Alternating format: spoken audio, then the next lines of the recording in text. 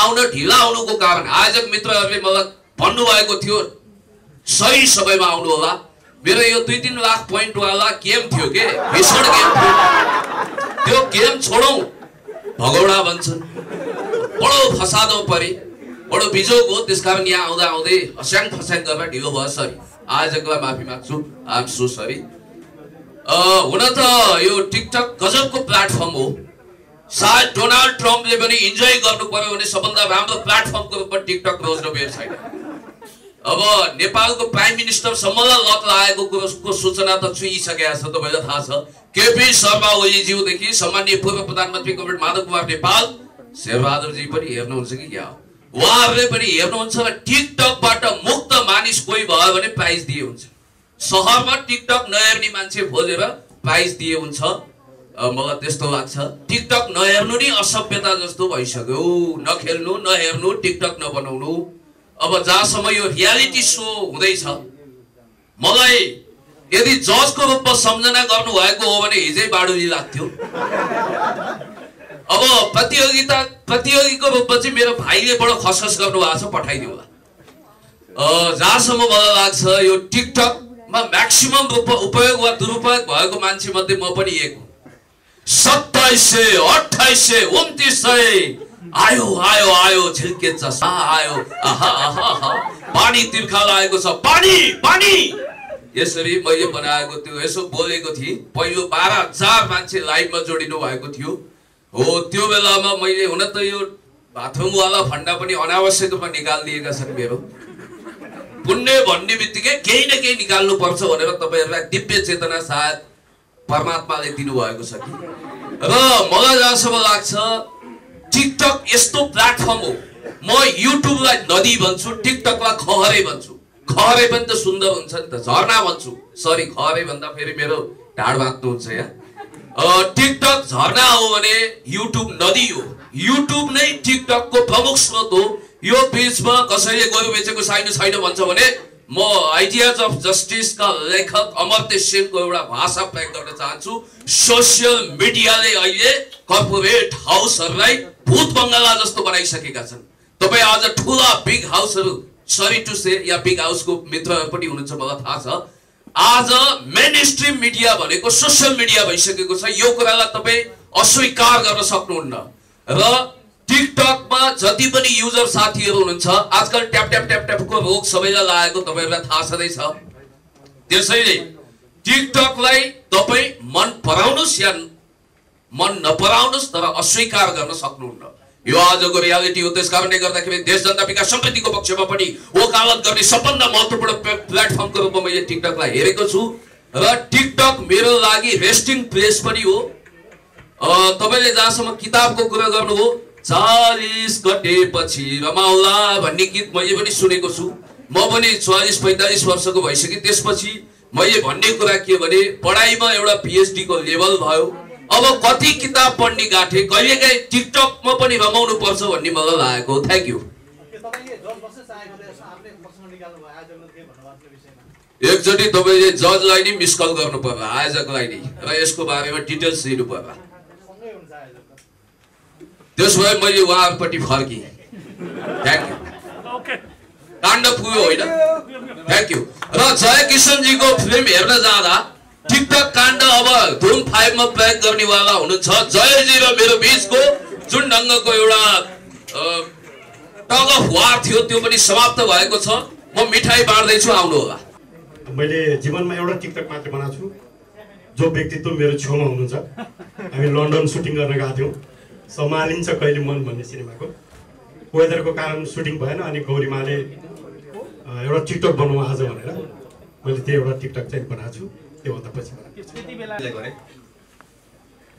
सबभन्दा सुरुवातमा फिल्मी कलाकारले टिकटक बनाउनु हुँदैन भनेर विरोध गर्ने वर्षाजी, त्यसपछि टिकटकमा आउनुभयो र अहिले टिकटक स्टारको जज हुन आइपुग्नुभयो। भनेपछि तपाईलाई त सुरुमा दिएको अभिव्यक्ति मैले गलत दिएछु भन्ने लाग्छ, या वर्षा शिवाकोटी आफै चेत हुनु भएको, या नभई नहुने अवस्था आएर चेत हुनु भएको? रियालिटी नेपाल, सबै कुरा रियल छ। हैन, मलाई यो क्वेशन आउँथ्यो, झुराडै आउँथ्यो भन्ने पनि मलाई थाहा थियो। 2007 मा जुन टाइममा एकदमै टिकटक त्यतिखेर टिकटक पनि होइन म्युजिकली भन्ने थियो होला नाम पनि होइन त्यो टाइममा चाहिँ एकदमै बढी अब अलिकति आफूलाई पनि एकदम सबै कुराबाट रिजर्भ भएर बसिरहेको टाइममा चाहिँ चलचित्र क्षेत्रदेखि लिएर सबै कुराहरूमा राम्रो तरिकाले पोजिटिभ वेले अगाडि बढ्नुपर्छ भन्ने सोच राखिरहँदाखेरि यो चिजहरूले चाहिँ अलिकति बढी हामी कस्तो थियो भने फेरि हाम्रो सबै नेपालीहरूको बारे अथवा सबैजनाको बारे कस्तो छ भने जे कुरालाई पनि अलिकति बढी त्यसमा युज हुने नै हाल्छ कि सो यो चिजलाई चाहिँ अलिकति कन्ट्रोल भएर कन्ट्रोल्ड वेमा चाहिँ युज गर्दाखेरि राम्रो हुन्छ र अझै हामी कलाकारहरू चाहिँ किनभने हाम्रो प्रस्तुतिहरू हाम्रो जति पनि कामहरू हुन्छ त्यो चाहिँ स्वयं हलमा आएर हेर्दाखेरि चाहिँ अझ त्यो चिजले चाहिँ हामीलाई एउटा भ्यालु पनि क्रिएट गर्छ भन्ने हिसाबले चाहिँ मैले टिकटक नै चलाउनु हुँदैन तर एटलिस्ट हामी कलाकारहरू चाहिँ अलिकति रिजर्भ भएर बस्दा चाहिँ आई थिङ्क त्यो कुराले अझ राम्रो हुन्छ भन्ने चाहिँ त्यो बेलाको सोच थियो तर अब अहिले समयअनुसार सबै कुरा परिवर्तन पनि भएको छ अब अहिले त इभन हरेक चिजको प्रमोसन प्लेटफर्म बनेको छ टिकटक होइन म्युजिक भिडियोहरू गर्दाखेरि पनि सुरुमा टिकटकहरूबाट प्रमोसन स्टार्ट हुन्छ सो अब यो चाहिँ समयअनुसार चल्नुपर्छ भन्ने कुरा नै छ तपाईँ समयअनुसार चल्नुभयो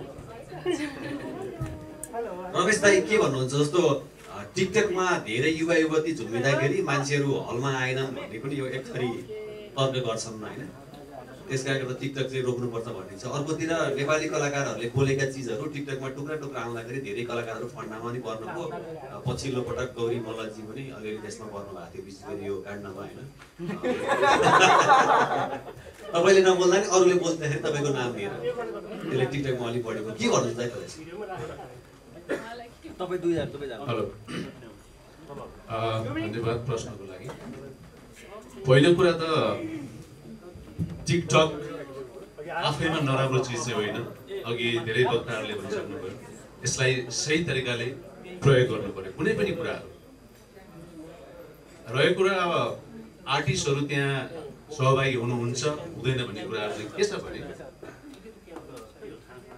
मान्छेको बुझाइ हो मान्छेको सोच हो कुरालाई जता मोडे पनि हुन्छ तर एउटा आर्टिस्ट भनेको जो आर्टिस्ट माथि लाखौं रुपियाँ लगानी हुन्छ करोडौं लगानी हुन्छ त्यति हल्का हुनु हुँदैन भन्ने मेरो पनि मान्यता तपाईलाई हर ठाउँमा देखिन्छ भने तपाईको त्यति भ्यालु चाहिँ हुँदैन त्यसकारण त्यो चिजलाई अलिकति ध्यानमा राखेर यदि तपाईँ साँच्चै नै नेपाली चलचित्र क्षेत्रलाई माया गर्नुहुन्छ तपाईँ नेपाली चलचित्रको भलो चाहनुहुन्छ तपाईँ व्यवसायिक कलाकार बन्न चाहनुहुन्छ भने अलिकति रिजर्भ चाहिँ भन्नुपर्छ तपाईले गरेका हरेक एक्टिभिटिजहरू टिकटक बनाइराख्नु हुँदैन त्यो चाहिँ त्यसको चाहिँ म चाहिँ खिलाफमा हुँ रहेको कुरा अब हामीले जुन अहिले कार्यक्रमको आयोजना गरिरहेका छौँ यो त ट्यालेन्ट हन्ट हो नि यसलाई यो नराम्रो लागेको भए यो गलत हो भनेर मेरो मानसपटमा त्यो किसिमको चाहिँ चिज बसेको भए मैले हुन्छ म यो कार्यक्रममा सहभागी हुन्छु भनेर कहिले भन्दिनँ त्यसले गर्दाखेरि म जहिले पनि टिकटक भनेको एउटा ट्यालेन्ट क्रिएटिभ काम हो त्यसलाई सही तरिकाले युटिलाइज गर्नुपर्छ भन्ने मेरो भनाइ हो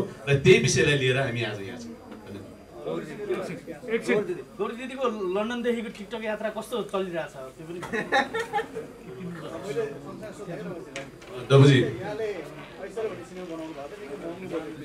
हजुर यहाँका सिनेमाको 15-30 सेकेन्डदेखि 3 मिनेटको भिजुअल काटेर हालिन्छ टिकटकमा र ती लाखौँमा पुर्याइन्छ तर त्यसको रोयल्टी तपाईँले 1 पैसा पाउनु हुँदैन नेपालमा चाहिँ गैर कानुनी हिसाबले अहिले टिकटक चलिरहेको छ यो भिजुअल सिनेमाहरूको सम्बन्धमा त्यसमा तपाईँहरूको आवाज छ त्यसमा मलाई ध्यान पुगेको छ कि छैन र यसमा तपाईँको कति फाइदा भइरहेको छ धन्यवाद डबु सर तपाईको एकदमै सान्दर्भिक प्रश्न पहिलो कुरा त म जतिखेर मेरो करियर सुरु गर्दाखेरिको यो प्रविधि विकास भएको थिएन अनि म बीचमा केही ग्याप भएँ आएर फेरि चलचित्रमा काम गर्न थालेँ ऐश्वर्य भने मेरो डेफिनेटली पहिलो चलचित्र मैले एज अ निर्माण गरेको मलाई त्यतिखेर यो प्रविधिको बारेमा त्यति म युज टु थिइनँ जब मैले यो चलचित्र बुढा सुब्बालाई बेचेँ त्यो मेरो सम्बन्धमा मिस्टेक होला सायद उहाँले चाहिँ के गर्नुहुँदो रहेछ भने मलाई थाहा पनि थिएन उहाँले चाहिँ 99 वर्षलाई लिनुहुँदो रहेछ त्यसपछि जति पनि टेलिभिजन राइट जति पनि राइट छन् उहाँले सबै लानुहुँदो रहेछ त्यसमा अब चाहिँ म यही कार्यक्रम मार्फत चाहिँ भन्छु कि एक्चुअली सोच्नु होला किन 45 लाखको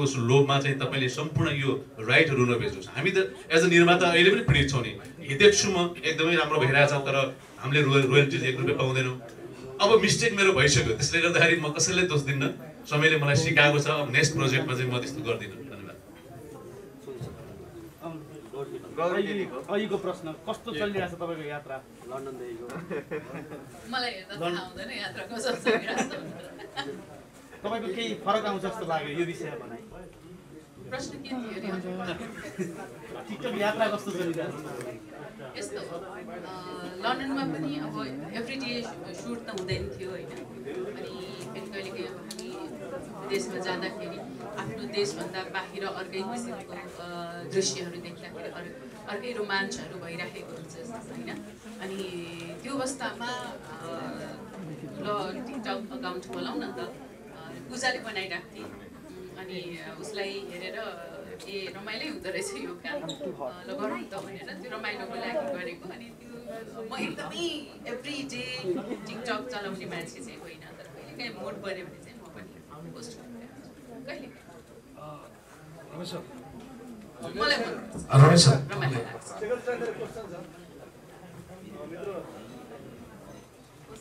यहाँले कार भन्नुभएको छ त्यसपछि गएर मोटरसाइकल भन्नुभएको छ आजकल 7-8 लाखदेखि नै कार आउँछ 8-10 लाख 12 लाखको कार पनि पाइन्छ तपाईँले दिन खोज्ने कार कति लाख कति हाम्रो 35 लाखको कार फिक्स प्राइस छ रमेश सर तपाईँलाई एकचोटि प्रश्न जस्तो अहिले टिकटकको कुरा गर्दा गर्दै जब कलाकारहरू तपाईँहरू हुनुहुन्छ होइन अहिले कलाकारहरूले टिकटक खेल्दा चलचित्र घरमा दर्शक कमी भयो भनेर चाहिँ सम्पूर्ण जस्तो तपाईँहरू तिनजना चाहिँ एक साइडमा देखियो अब नेपाल सरकारले सञ्चार मन्त्रालयले पनि यसलाई अलिकति कडा रूपमा लाँदैछन् तर तपाईँहरू त्यसको निर्णायक गर्नुहुन्छ अब मैले भन्न खोजेको तपाईँको कलाकार सङ्घको उपाध्यक्षज्यूले चाहिँ यो किसिमले कलाकारहरूले टिकटक नखेलिदिनु त्यसले चाहिँ चलचित्र घरमा दर्शकहरू कम जान्छ जस्तो तपाईँलाई मोबाइल हेर्न पाएपछि तपाईँको सिनेमा हलमा किन हेर्ने यो विषयमा चाहिँ तपाईँहरूको के भइरहेको छ गौरी दिदी वर्षा किनभने कलाकारलाई मोबाइलमा हेर्न पाएपछि घर चलचित्र घरमा किन हेर्ने भने म तिनैजना आदरणीय दिदी म सबैको प्रतिनिधित्व बोल्छु मेरो डे फर्स्टदेखि भनाइदिए यो मैले कहिले पनि टिकटकलाई नराम्रो भनेको छैन सायद टिकटक नभइदिएको भए जति यो 1 वर्षको लकडाउन भयो धेरै मान्छेहरू डिप्रेसनमा जानुहुन्थ्यो होला यो एउटा यति मनोरञ्जनात्मक हिसाबले चाहिँ मान्छेले युज गरिरहेछन् त्यसमा हालाकि 2-4 अपवाद भन्ने कुरा जहाँ पनि हुन्छ केही मान्छेले त्यसलाई मिसयुज गर्यो केही मान्छेले गलत कुरा भयो केही मान्छेले धेरै नराम्रो कतिले लाइभ आएर सुसाइड पनि गर्यो होइन त्यसले गर्दाखेरि राम्रो चिज हो यो तर कलाकार जसलाई पे गरिन्छ जसलाई कलाकारलाई चाहिँ दर्शकहरू हलसम्म आएर हेर्नुहुन्छ उहाँहरूले चाहिँ अलिकति त्यो मूल्य र मान्यतालाई ध्यानमा राखेर त्यति हल्का नभइहाल्ने हो कि भन्ने मेरो विचार हो त्यो अहिले पनि हो त्यो हिजो पनि त्यही थियो आज पनि त्यही छ त्यसैले हामी यहाँ छौँ कि हामी यसलाई टिकटकलाई नराम्रो होइन कि मर्यादित तरिकाले एउटा ट्यालेन्ट हन्टको हिसाबले चाहिँ हामी मतलब एउटा चाहिँ राम्रो एउटा प्लेटफर्मको रूपमा चाहिँ यसलाई हामी परिमार्जित गर्नको लागि त्यो जिम्मेवारी हामीले लिन सहज रूपमा स्वीकार यो हलुकाको अर्थ चाहिँ के होला रमेश सर हलुका इन द सेन्स कस्तो भने अब फरकपूर्णजी तपाईँ कुनै पनि कलाकारलाई कहाँ देखौँ भन्ने एउटा किनभने एउटा आर्टिस्ट भनेको त हठमा देखिनु हुँदैन तपाईँ टिकटकमा अहिले मैले हेर्छु म पनि धेरै टिकटक हेर्छु हालाकि म बनाउँदिनँ अघि सरोज दाइलाई भने जस्तै क्वेसन मलाई पनि लागु हुन्छ मलाई फोटो खिच्छु तर टिकटक नबनाउनुहोस् भन्छु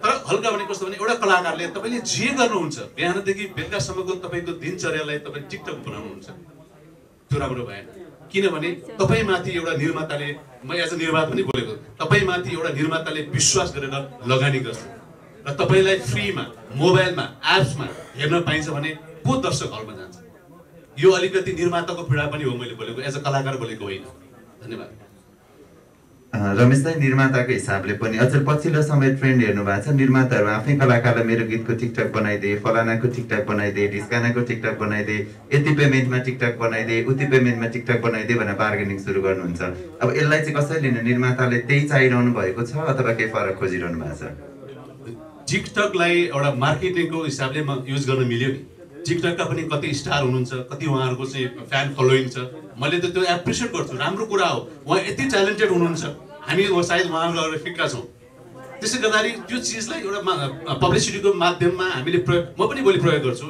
मैले सिनेमा बनाएँ भने मैले टिकटकमा जसको फ्यान फलोइङ बढी छ जो स्टार हुनुहुन्छ उहाँलाई प्रयोग गर्छु त्यो त कमर्सियल व्यवसायिक त हो नि तर आर्टिस्टको विषयमा बोलिरहेको छु मैले। एउटा निर्माताले त्यो माथि विश्वास गरेर लगानी गर्छ भनेदेखि अलिकति रिजर्भ त हुनुपर्छ कि भन्ने मेरो सोच हो।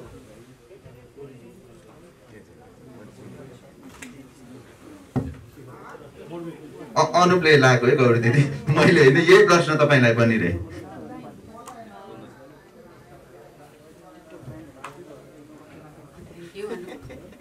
मलाई चाहिँ के लाग्छ भने हरेक मान्छेको आफ्नो सोच हुन्छ।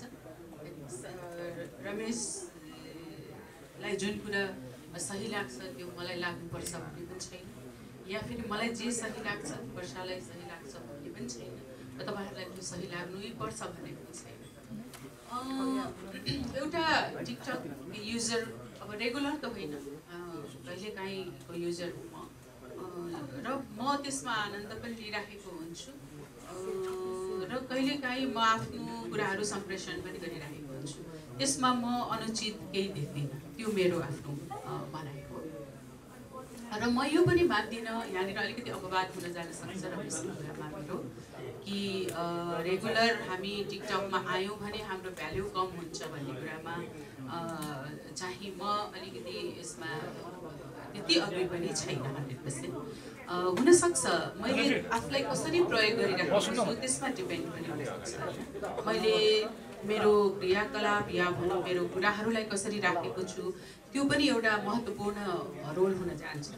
तर होइन मैले आफूलाई एकदमै जथाभावी प्रकारले मैले प्रयोग गरेको छु भनेको त्यो त्यति सही नहुन सक्छ। तर मबाट मेरो टिकटक प्रेमी दर्शकहरूले के चाहन्छन्, कस्तो किसिमले उहाँहरूले मेरो प्रस्तुति हेर्न चाहन्छन् त्यो अनुरूप म जान सकेँ भने फेरि मेरो भ्याल्यु अर्कै हुनसक्छ होइन।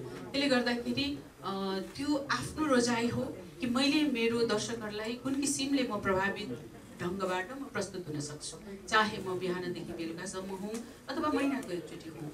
तर हुँदै नहुँ भन्ने कुरामा चाहिँ म अलिकति रमेशको चाहिँ त्यति सहमतिमा छैन। सरी रमेश, कलाकार भएर पनि हामी आफूलाई आफ्नो दर्शक सामु चाहिँ लान सक्छौँ, यो मेरो आफ्नो सूचना। वर्षाजीलाई पनि यही प्रश्न के जवाब छ तपाईँको? Thank you.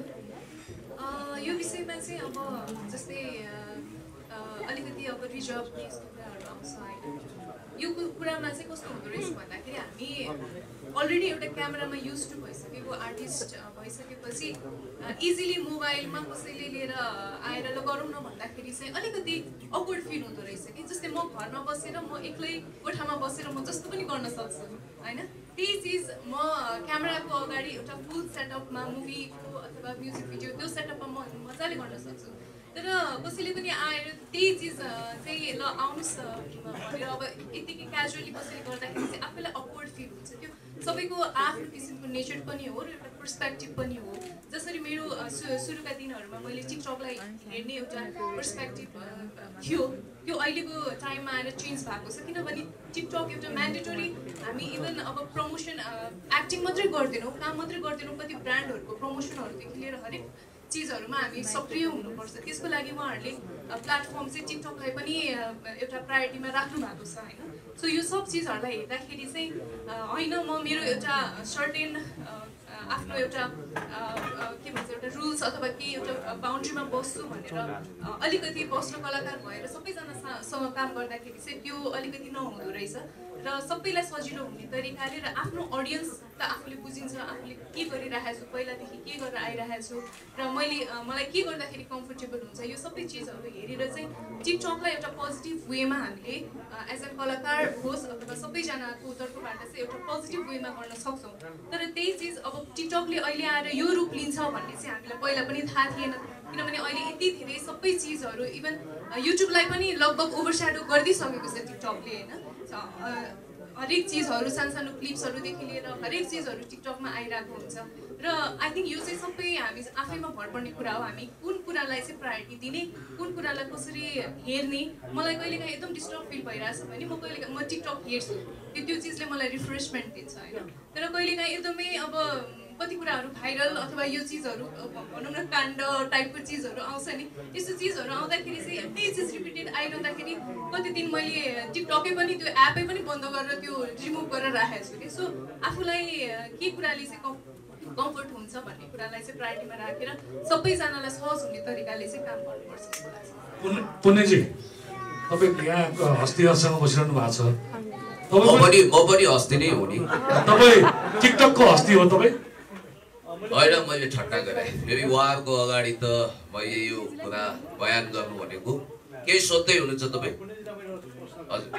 आजकल कुनै समय कुनै रातभरि म किताब पढ्न व्यस्त थिएँ हुन्छ, आजकल 2:30 3 बजेसम्म टिकटक पढ्न एकदमै धेरै तपाईँ चाहिँ एकदमै धेरै लाइभमा बस्नेमा पर्नुहुन्छ आजकल।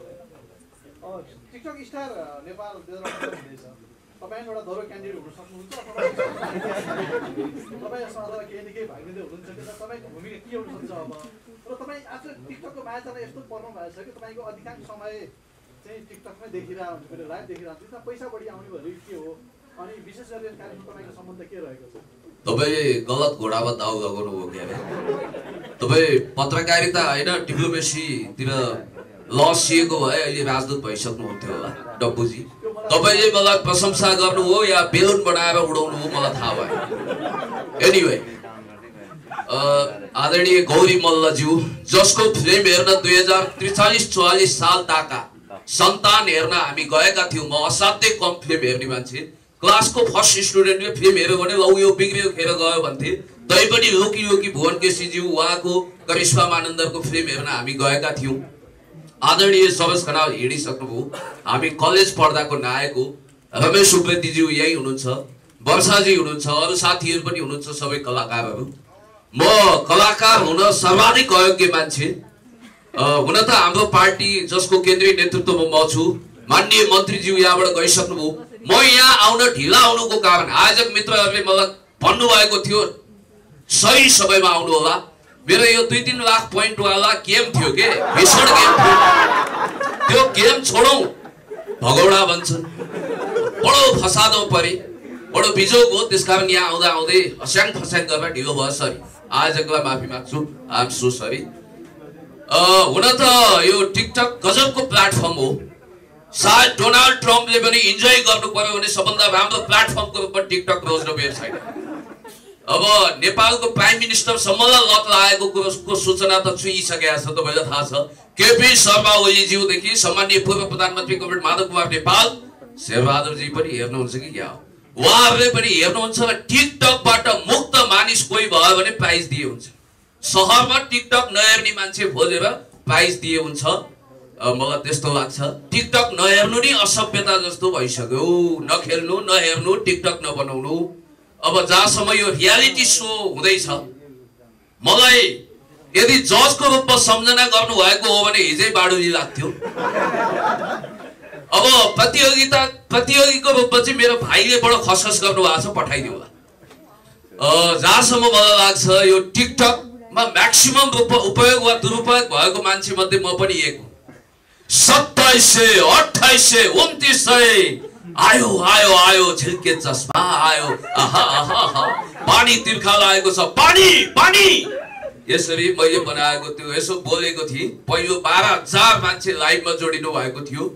हो त्यो बेलामा मैले हुन त यो बाथरुमवाला फन्डा पनि अनावश्यक रूपमा निकालिदिएका छन् मेरो। पुण्य भन्ने बित्तिकै केही न केही निकाल्नु पर्छ भनेर तपाईँहरूलाई दिव्य चेतना सायद परमात्माले दिनुभएको छ कि। र मलाई जहाँसम्म लाग्छ टिकटक यस्तो प्लेटफर्म हो। म युट्युबलाई नदी भन्छु, टिकटकलाई खहरे भन्छु। खहरे पनि त सुन्दर हुन्छ नि त, झरना भन्छु। सरी, खहरे भन्दा फेरि मेरो ढाड भाग्नुहुन्छ यहाँ। टिकटक झरना हो भने युट्युब नदी हो। युट्युब नै टिकटकको प्रमुख स्रोत हो। यो बीचमा कसैले गोरु बेचेको छैन भन्छ भने म आइडियाज अफ जस्टिसका लेखक अमर्त्य सेनको एउटा भाषा प्रयोग गर्न चाहन्छु। सोसियल मिडियाले अहिले कर्पोरेट हाउसहरूलाई भूत बङ्गला जस्तो बनाइसकेका छन्। तपाईँ आज ठुला बिग हाउसहरू, सरी टु से, या बिग हाउसको मित्रहरू पनि हुनुहुन्छ, मलाई थाहा छ।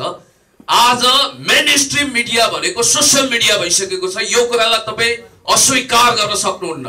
र टिकटकमा जति पनि युजर साथीहरू हुनुहुन्छ, आजकल ट्याप ट्याप ट्याप ट्यापको रोग सबैलाई लागेको तपाईँहरूलाई थाहा छँदैछ। त्यसैले टिकटकलाई तपाईँ मन पराउनुहोस् या मन नपराउनुहोस्, तर अस्वीकार गर्न सक्नुहुन्न।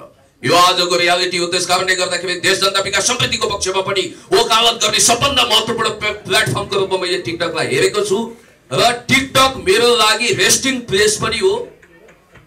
तपाईले जहाँसम्म किताबको कुरा गर्नुभयो 40 कटेपछि रमाउला भन्ने गीत मैले पनि सुनेको छु। म पनि 40-45 वर्षको भइसके। त्यसपछि मैले भन्ने कुरा के भने पढाइमा एउटा PhD को लेभल भयो। अब कति किताब पढ्ने गाठे, कहिलेकाहीँ टिकटकमा पनि रमाउनु पर्छ भन्ने मलाई लागेको। Thank you. एकचोटि तपाईले जजलाई नि मिस कल गर्नु पर्ला, आयोजकलाई नि, र यसको बारेमा डिटेल्स दिनु पर्ला। त्यसो भए मैले उहाँपट्टि फर्केँ। Thank you. काण्ड पुग्यो होइन? Thank you. र जय किशनजीको फिल्म हेर्न जाँदा टिकटक काण्ड अब धुम 5 मा प्रयोग गर्नेवाला हुनुहुन्छ। जयजी र मेरो बीचको जुन ढङ्गको एउटा टग अफ वार थियो त्यो पनि समाप्त भएको छ। म मिठाई बाँड्दैछु, आउनु होला।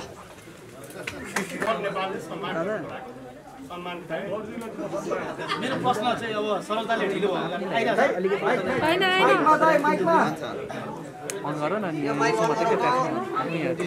मेरो प्रश्न छ, अन्यथा नमान्नु होला सर। किनभने म तपाईसँग तर पनि यो मिडियाले आफ्नो धर्म निभाउनु पर्छ।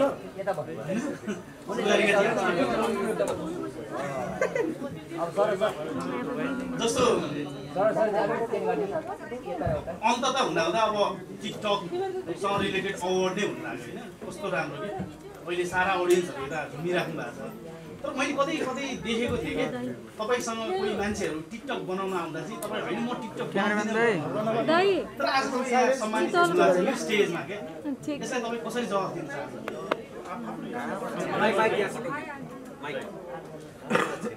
तपाईँलाई इच्छा चाहिँ नहोको किन होइन? अनि यस्तो मलाई कस्तो भनेदेखि अब यो एउटासँग बनायो भनेदेखि अहिले के छ भने पहिला पहिला फोटो मात्र खिचिन्थ्यो।